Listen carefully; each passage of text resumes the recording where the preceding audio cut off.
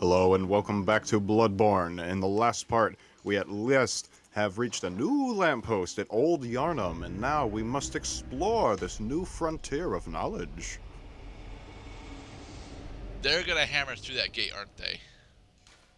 This town is long abandoned. Hunters not wanted here.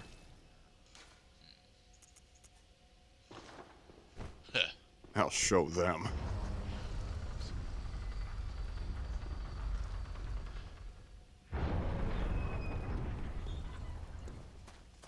You there? Hunter! Didn't you see the warning? Turn back at once. Old Yarnum, burned and abandoned by men, is now whole.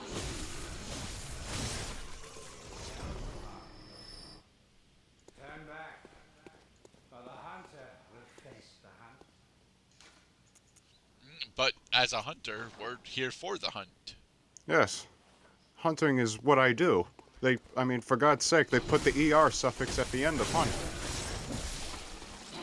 They have lots of things. So these are effectively just ghouls, right?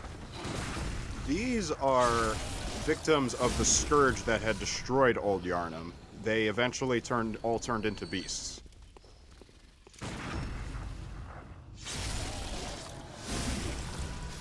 So what's with the shawl on that one? He was just wearing a shawl. Oh, alright. It actually took me a long time to figure out that those werewolf guys are the same as those shawl guys. The shawl guys have just a little more defense because the shawl is like an armor. Ah. Well, these aren't really werewolves. These are more or less ghouls. They're basically ghouls. Yeah. More bloodstone shards. Yes. We are going to have to start watching for those corners, for later in the game we will encounter an enemy who likes to butt rape people who stray too far into the dark. And you never get a flat cannon in this game, do you? We actually do get a cannon weapon, kind of. It's ridiculous and overpowered, and I love it. It kind of takes too long to get it, though.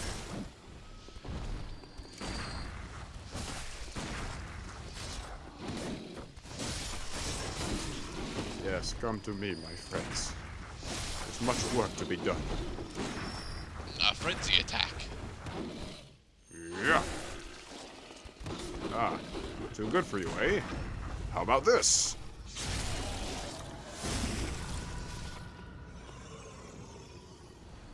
Are you sure you get more blood echoes if you successfully visceral them? It all de- well, I might have said that like if you do a visceral, that it basically means you're going to get bonus experience. The bonus experience, it's actually more closely tied to how much damage your coup de grace attack does. Which is why the visceral usually is the means by which you get the extra experience, because viscerals are so goddamn powerful that if the enemy only has 100 units of health and you inflict a 200 point damage attack, then yeah, you're gonna get bonus experience. Okay. So we're running away from the guy with the chain gun. Well, we are. Well, this is his tower. He is up the ladder up there. But first, we must pray for success. Good luck. Dear Alfred, please give us strength. Alfred, lend us your hand and your blonde hair, for we may actually die against what is a quite difficult foe for those who do not know how to cheese him out like I'm about to do.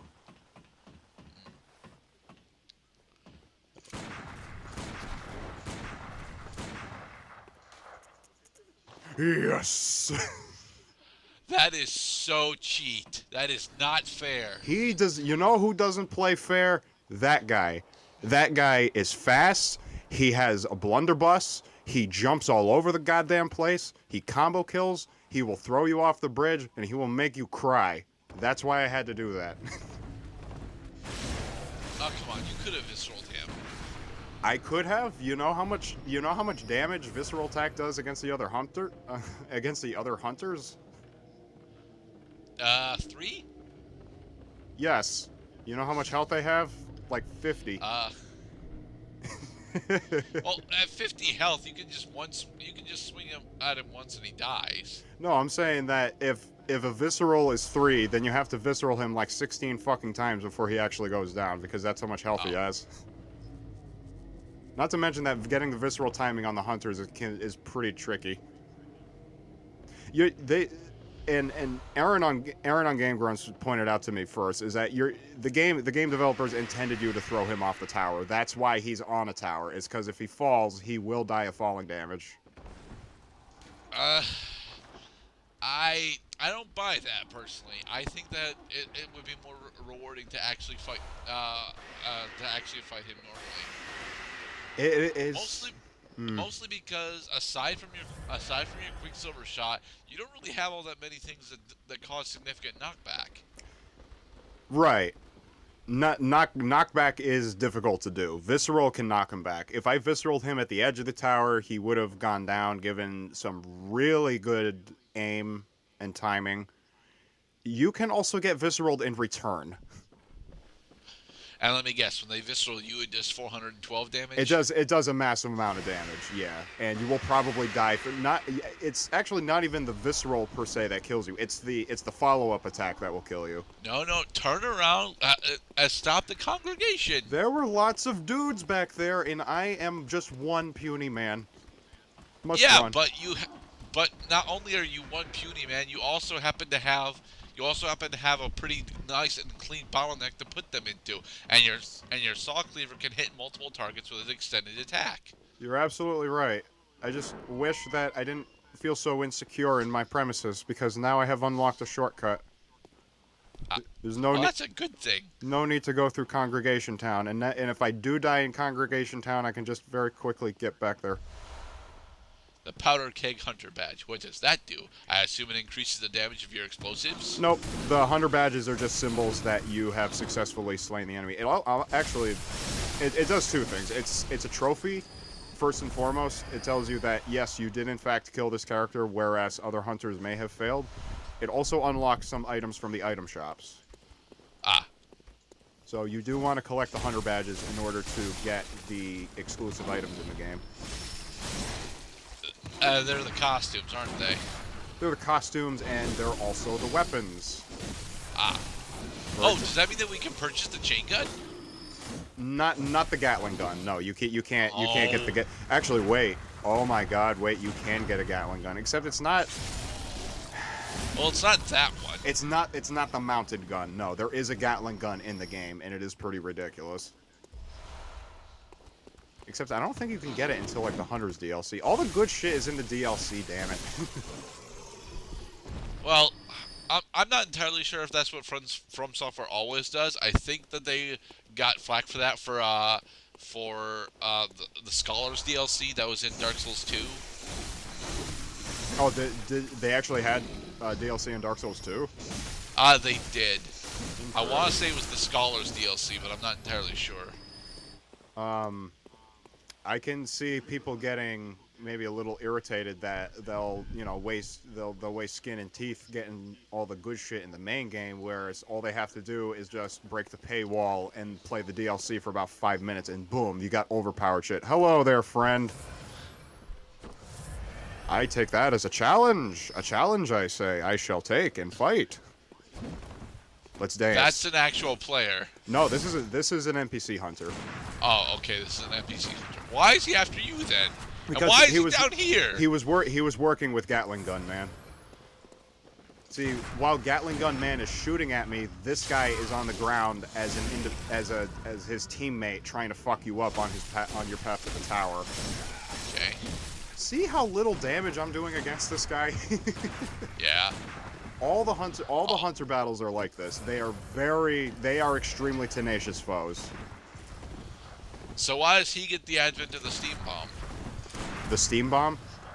Yeah, the foggy graphical effect that's over there. Oh, that's just an environmental effect. It's supposed to obscure the environment.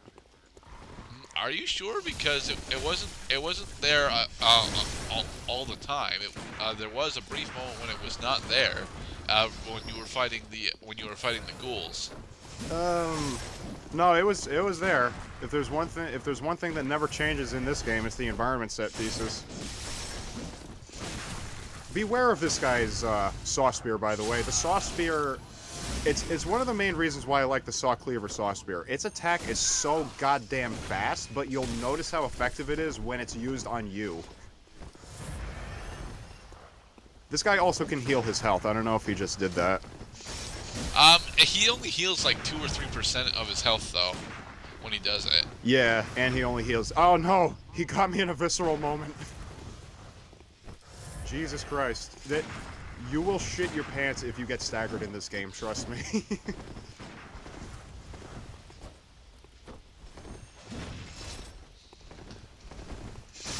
Ouch.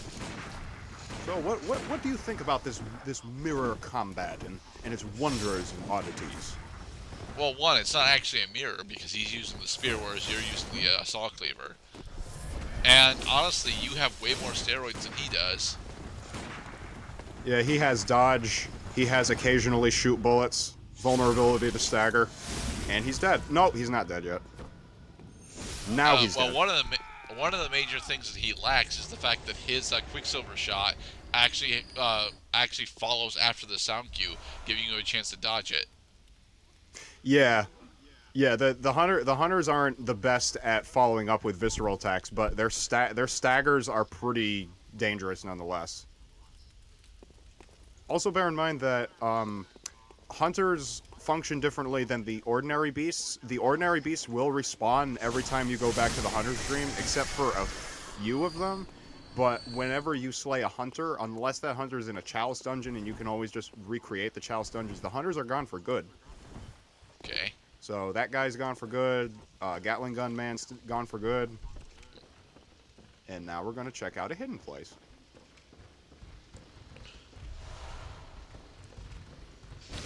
So here's a normal sized ghoul. The Are you big gonna daddy deal with ghoul. the giant ghoul? Come here, friend. These guys love giving hugs.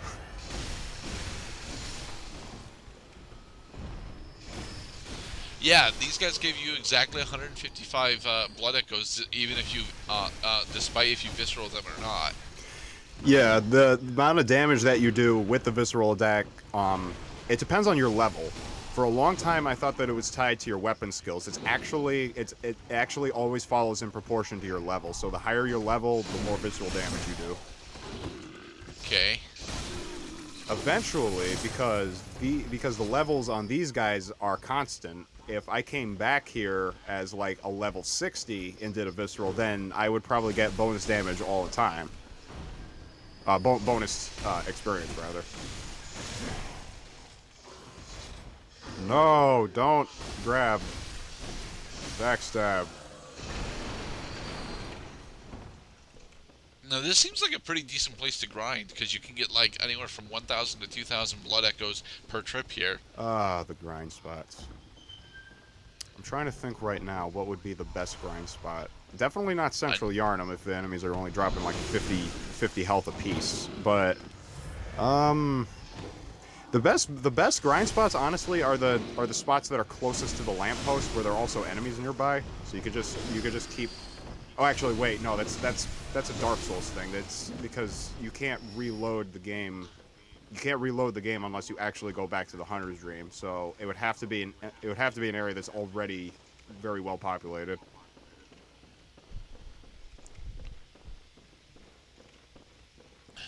Eventually, they're gonna pull a demon spider out of their ass and throw it at you. The darkness does make you wonder if there's something dangerous up ahead.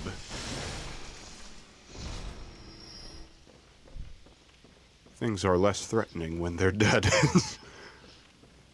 No, only slightly.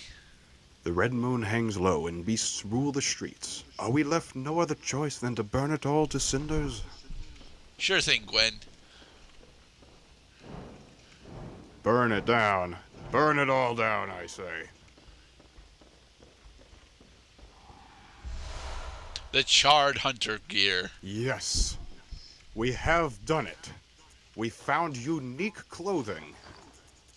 It is now time to... And it is slightly better than, it is slightly better armor. has higher physical defense and higher flame defense. And in the next part, we will cavort with the shadows newly dressed.